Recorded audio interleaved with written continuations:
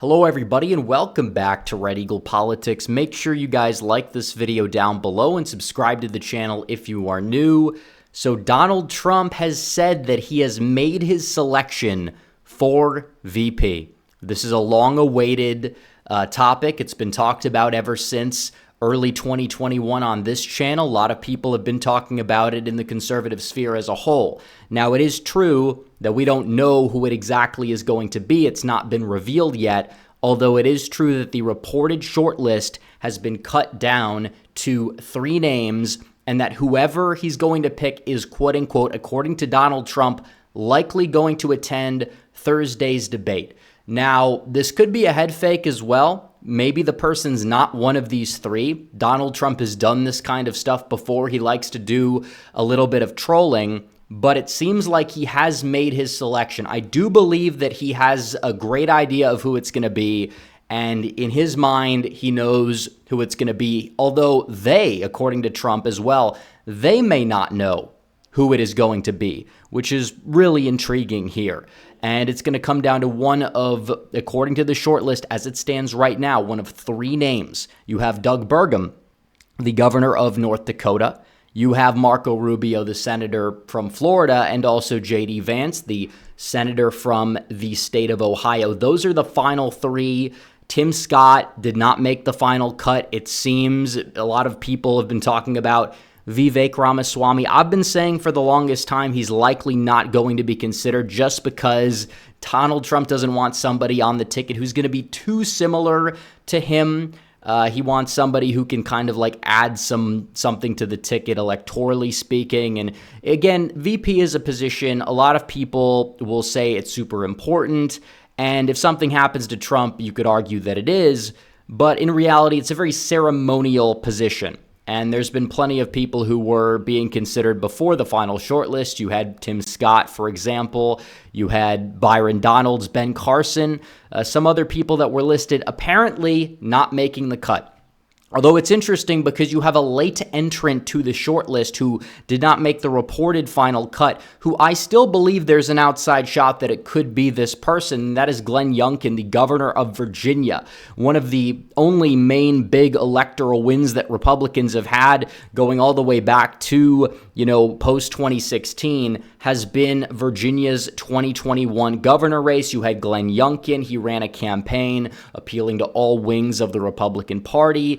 And he went out there and he won a state that a lot of people just wrote off. A lot of people wrote him off early on in the race. I didn't think that he really would have had a shot until September or October, but he ran a great campaign. He won. He's a popular governor. Trump wants to make a play for Virginia. He's also going to Virginia the day after the debate, and Youngkin's going to be there. So there is a little skepticism if Youngkin's really out of the running. Could he be the selection? I don't know. It is possible that the top 3 are a head fake. But still, it's very intriguing how this is going to shake out. When you look at this list, you have 3 people. And again, everybody's going to have a problem with somebody. I get that. There's not a single, wing of the comment section, of the party, of Twitter, that's going to be 100% content with anybody Trump selects. Every person that's in the running they've criticized Trump in the past, whatever, you name it. There's problems, there's pros, and then there's cons. And we could go through those pros and cons. Definitely when you talk about the pros of these 3, you look at Doug Burgum, executive experience, doesn't really stand out as a 2028 frontrunner, is extremely non-controversial. He can handle the debate well against Kamala Harris. And again, he's this Midwestern white guy that's kind of a demographic Trump is going to want to kind of appeal to, but he also has a lot of money, and that could help Trump's campaign out. So you look at the pros there. Marco Rubio, he also is Hispanic. He does very well with women as well in terms of his primary performances in the past that we've seen. And he's grown a lot over the past 8 to 10 years or so. His record has done a complete 180. I think he is somebody that blows the way the wind does, but is that really a bad thing if you have Donald Trump at the top of the ticket? If Donald Trump is the status quo, Rubio is somebody that's going to fall in line. He'll do whatever Trump wants him to do. That's kind of the role of the VP. Then you look at somebody like J.D. Vance, who, again, he was originally a never-Trumper, initially, but he had an awakening, converted to Catholicism, and is one of the best senators that we have.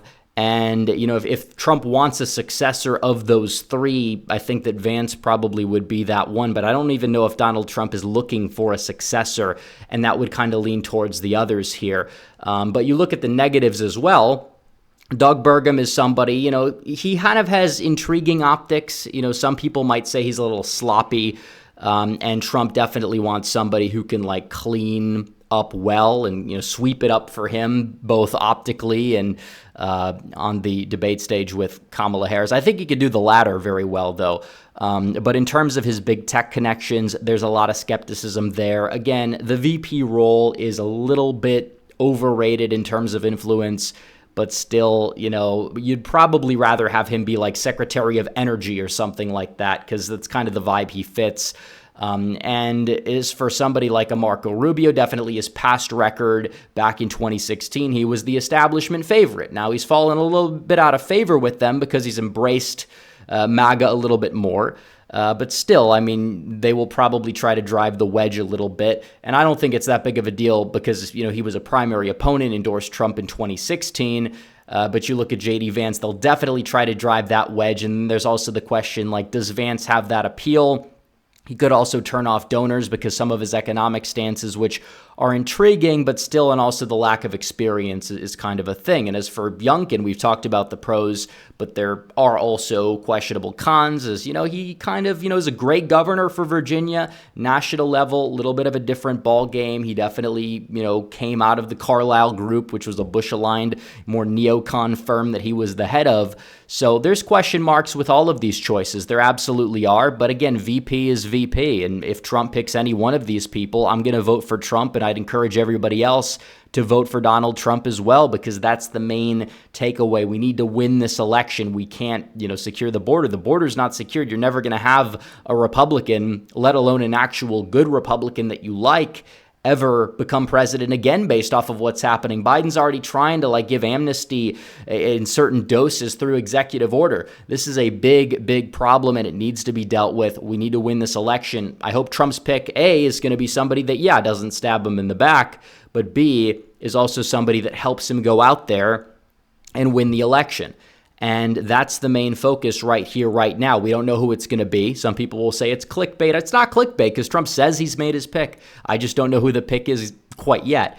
But in terms of the electoral map, you talk about the 2020 map, states that are likely to flip already. In terms of the polling, you talk about the fact that the Sun Belt is basically being shored up into Donald Trump's column. You have Georgia, you have Arizona, you have Nevada, all going to Trump right now by 4.8 percentage points or more. They're actually all in the likely Republican column if you factor in the five-way race polling. And that kind of leaves the Rust Belt. So maybe if Trump wants somebody that can, electorally help him out, the Rust Belt is kind of what you look for. Mike Pence back in the day was to appeal to more traditional Republicans. And kind of all of these picks definitely are more, I guess you would say, entrenched than Trump, maybe with the exception of Vance because he's new. He's got less experience in government, but still you look at people like Burgum, Rubio, they already appeal to that demographic. Trump already has the evangelicals now. So in terms of what you need to do, I think, again, there has to be this focus. What can appeal,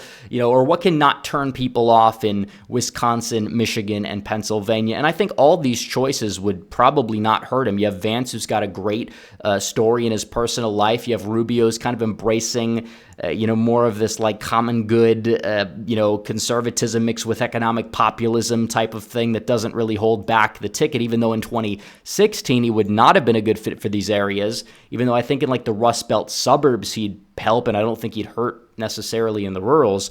But Doug Burgum, again, the non-controversial choice as well, that definitely has appeal. And even if Youngkin is still in consideration, I think he would help Trump out in the suburbs of Philadelphia, which I think Trump is not going to bleed a lot of support in. But I think it's really going to come down to northeastern Pennsylvania. That's where the election's going to be won. And I think that you're looking at the polling. Trump definitely has that upper hand right now in that region. So you talk about the Rust Belt, definitely these are states that are going to come down to the wire, and you want somebody that definitely doesn't really hurt Donald Trump in these places. You know, the VP pick doesn't usually give you a massive boost, but I think you could make an argument here that in terms of the polling, if Trump picks anybody for VP, he's going to get a boost, because we got to look at the favorability ratings of our political leaders here, because you talk about Trump and Biden.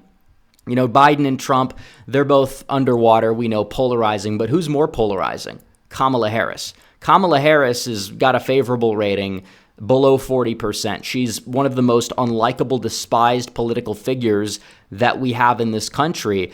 And in order to counter that, you can do that effectively by just picking a VP, period. So now instead of Trump and Biden, it's Trump and then, you know, generic VP, generic Republican or whoever, against Biden and Harris, two people who are both universally despised. And in terms of timing for Donald Trump, that's going to be crucial, because you're going to want a selection that definitely is going to be timed well. He's got the debate. If Trump comes out of the debate, wins it, maybe you see a polling bump, and then the convention's in a couple weeks. Maybe you leak it somewhere along the way, drop some hints. You know, I think that he announced Pence like a week or so before the 2016 convention. He'll announce his pick, and then you're probably going to see maybe a little spike and then maybe another spike.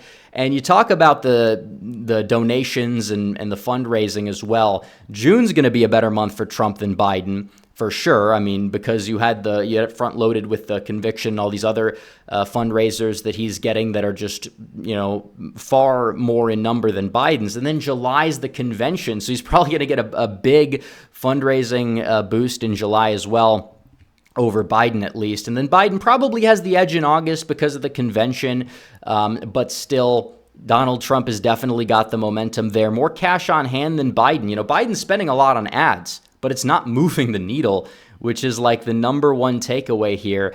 All of his money, no matter what he does, he just can't get ahead. It's funny. And we'll see what happens. Definitely polling nationally in the summer does typically lean more Democrat. You go back every election cycle over the past 10, 15 years, that's exactly what it's done. But you're not even seeing that right now. Donald Trump is up by 0.9% in the polling aggregate, which is the same margin he led by the day of his conviction. So it hasn't even moved the needle, and it just gave him a bunch of money. We'll see what happens with sentencing, honestly. We'll see what they give him. Are they going to give him house arrest? Are they going to try to make him a martyr? Are they going to give him probation? Honestly, the best thing Trump could hope for, they give him a bunch of community service. He's out there. You got the optics. He's cleaning up trash on the side of the highways, and his supporters are just there behind him, cheering him on. That would be very intriguing if they did that. I don't know. We'll have to see what happens, but that would be an optics backfire for them. That's kind of what I'm hoping for in terms of sentencing. So he stays out of jail, gets the good optics, whatever. But either way, he's had a great week. He was in Philadelphia yesterday, very blue area, had a great speech, and apparently he's made a selection for VP. So we'll see who he selects. Let me know down below in the comment section of these three, or my theory of a dark horse for Youngkin. Of those four, rank them. Rank them in the comment section down below. I'll read them, and we'll see what you guys have to say. But anyways, guys, make sure you guys like this video down below, comment down below, subscribe to the channel, hit the bell for notifications so you never miss another video. Follow me on social media. The links are all in the description down below, and I will see you guys in the next one. Red Eagle, out.